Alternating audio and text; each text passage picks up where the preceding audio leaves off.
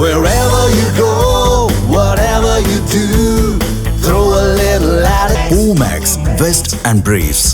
மீனராசி நேயர்களுக்கு 2026 குரு பெயர்ச்சி ஃபர்ஸ்ட் கிளாஸ் இருக்கும். எப்படி சார் சொல்கிறீங்க?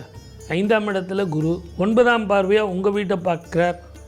குருவோட வீட்டை குரு பார்க்குறார். குருவோட வீட்டை குரு பார்க்குறதுங்கிறது ரொம்ப ரொம்ப அபூர்வம்.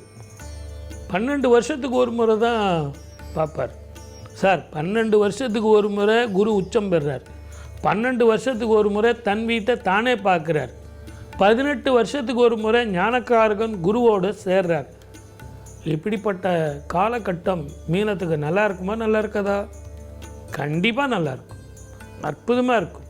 வேலை கிடைக்கும், திருமணம் நடக்கும், குழந்தை பாக்கியம் கிட்டும், நல்ல உத்தியோகத்தில் பேரும் புகழும் கிட்டும். எல்லாத்தோட வெளிநாடு அந்த விசா கிடைக்கும், க்ரீன் கார்டு கிடைக்கும். எனக்கு எங்கேயாவது இங்கேருந்து என்னை அனுப்புவாங்களா சார்னா, யாருக்குமே யூஎஸில் இல்லைன்னு சொன்னால் கூட உங்களுக்கு கிடைக்கும்.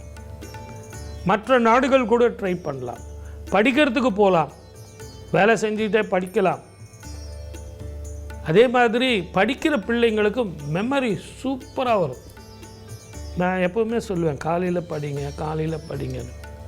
அந்த காலையில் படிக்கும்போது உங்களுக்கு அற்புதமான பலன் கொடுக்கும்.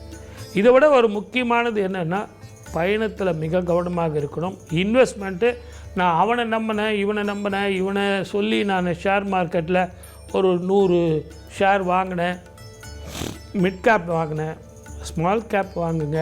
அப்பப்போ ஒரு 1000 ரூபா 2000 ரூபா கிடைச்சா போதும். அன்றைக்கி உள்ள மார்க்கெட்டை பார்த்துங்க.